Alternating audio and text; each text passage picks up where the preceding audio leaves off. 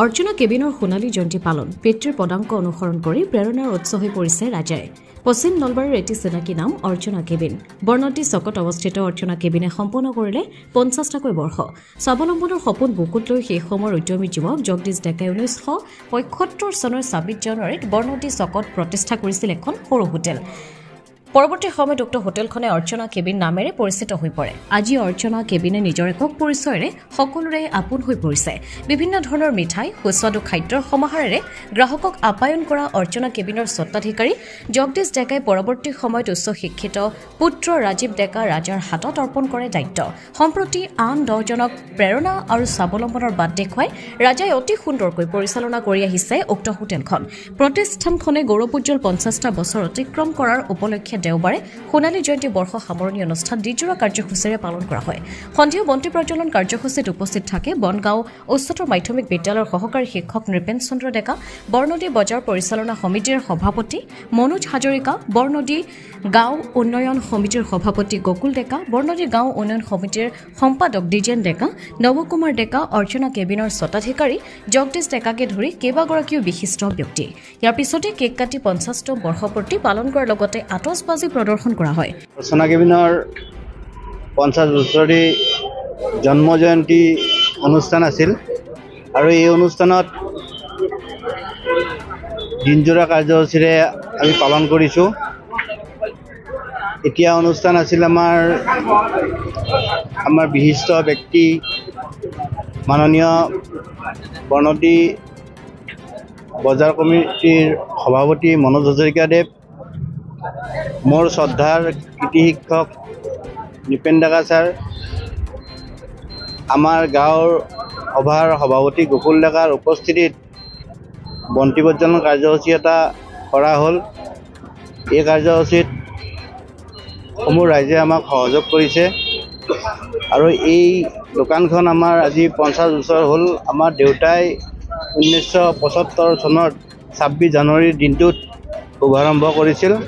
তেতিয়াৰ পৰা ৰাইজৰ আশীৰ্বাদত আৰু আমাৰ পৰিয়ালৰ সকলোৰে যথেষ্ট প্ৰচেষ্টাত এতিয়ালৈ আমি দোকানখন কৰি আছোঁ আৰু এই শুভক্ষণত আজিৰ দিনটো আমাৰ কাৰণে এটা বহুত শুভ দিন। আমি এই দোকানখনৰ পৰাই চলি আছোঁ আজিলৈকে আৰু ৰাইজেও আমাক আজিলৈকে যথেষ্ট মৰম কৰাৰ বাবেই আজি আমি এই দোকানখন 50 বছৰ এটা ঠাইতে কৰিবলৈ সক্ষম হৈছোঁ। আৰু আমাৰ দোকানৰ প্ৰতিটো অনুষ্ঠানতে আমাৰ বিশেষ কৰি এই অঞ্চলৰ সকলো ৰাইজে যথেষ্ট সহায় সহযোগিতা আগবঢ়াই আহিছে। আমাৰ দেউতা যেতিয়াই দোকানখন আৰম্ভ কৰিছিল তেতিয়াৰ পৰা দেউতাই যথেষ্ট কষ্ট কৰি আমাক ডাঙৰ দীঘলো কৰিলে। এই দোকানখনৰ পৰাই আমিও ডাঙৰ হ'লোঁ দোকানৰ হেৰিৰ পৰাই। দেউতাই এতিয়াও জীৱিত। দেউতাই আমাৰ দোকানৰ মালিক। ময়ো দোকানৰ লগত জড়িত হৈ আছোঁ এতিয়ালৈকে। আৰু আমাৰ দোকানখন অৰ্চনা কেবিন বুলি ক'লে নলবাৰী জিলাত যথেষ্ট সুনাম এটা আছে আৰু এইখিনিয়ে কৈ মোৰ সামৰিছোঁ। বৰ আনন্দৰ দিন, কিয়নো আমাৰ অতি পৰিচিত যিখন ৰেষ্টুৰেণ্ট য'ত আমি সদায় আহোঁ, সদায় বহোঁ পুৱা গধূলি, সেই দোকানখনে, সেই ৰেষ্টুৰেণ্টখনে আজি অৰ্চনা কেবিনৰ স্বৰ্ণ জয়ন্তীত উপনীত হৈছে। আজি 50 বছৰ পূৰ কৰিলে। তো আমি দেখি আছোঁ এই সুদীৰ্ঘ 50 বছৰীয়া পৰিক্ৰমাত বিভিন্ন ঘাট প্ৰতিঘাত গৈছে অৰ্চনা কেবিনৰ, কিন্তু ইমান ঘাট প্ৰতিঘাতৰ মাজত একেটা অৱস্থাত একেটা স্থানত এজন মালিকে এখন দোকান সুন্দৰকৈ চলাই আছে। গোটেইখিনি কাম নিজেই কৰে। মালিক মোৰ ওচৰত আছে ৰাজা, মোৰ ছাত্ৰ, যথেষ্ট কষ্ট কৰে নিজেই।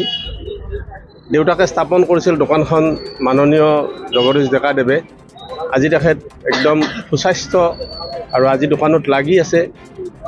গতিকে এই দোকানখন মই ভাবোঁ যে এই ডেকাজন এজন উদ্যমী ডেকা আৰু আন 10জনৰ কাৰণে আজি ৰাজা আদৰ্শ। আগতে কৈছিলোঁ যে আজি আমাৰ এই বৰ্ণদী চকৰ এটা গৌৰৱৰ দিন, এইকাৰণেই দিন বুলি কৈছিলোঁ যে সুদীৰ্ঘ 50টা বছৰ এটা নামেৰে এজন মালিকে আজিলৈকে এই অনুষ্ঠানটো মানে অনুষ্ঠান চলি আছে এখন সুন্দৰ ৰেষ্টুৰেণ্ট হিচাপে। আৰু আমাৰ এই অঞ্চলত বৰ্ণদী অঞ্চলে নহয়, ইয়াৰ প্ৰসাৰ বহু দূৰলৈকে বৃদ্ধি হৈছে। আজি অৰ্চনা কেবিন বুলি ক'লে বা ইয়াৰ যি স্বত্বাধিকাৰী ৰাজীৱ ডেকা বুলি ক'লে আজি সকলোৱে চিনি পোৱা হৈছে। আমাৰ বৰ্ণদী অঞ্চলতো এই অৰ্চনা কেবিন হিচাপে যি প্ৰতিষ্ঠিত অনুষ্ঠান, যি ৰেষ্টুৰেণ্ট, এই ৰেষ্টুৰেণ্টখনে আজি বহু দূৰ দূৰণিলৈকে প্ৰসাৰ বৃদ্ধি কৰিছে। আৰু এই আজিৰ দিনটোতে আৰু মই মানে এই ৰেষ্টুৰেণ্টখনে আৰু পূৰ্ণ গতিত আৰু এটা নতুন ৰূপত যাতে ইয়াতকৈ আৰু শ্ৰীবৃদ্ধি হয়, আমাৰ ছাৰেও সন্মানীয় ছাৰেও কৈছে। আৰু আজি ৰেষ্টুৰেণ্টখনে আজি 50টা বছৰ অতিক্ৰম কৰিবলৈ পাইছে আৰু ইয়াৰ আৰু শ্ৰীবৃদ্ধি হওক।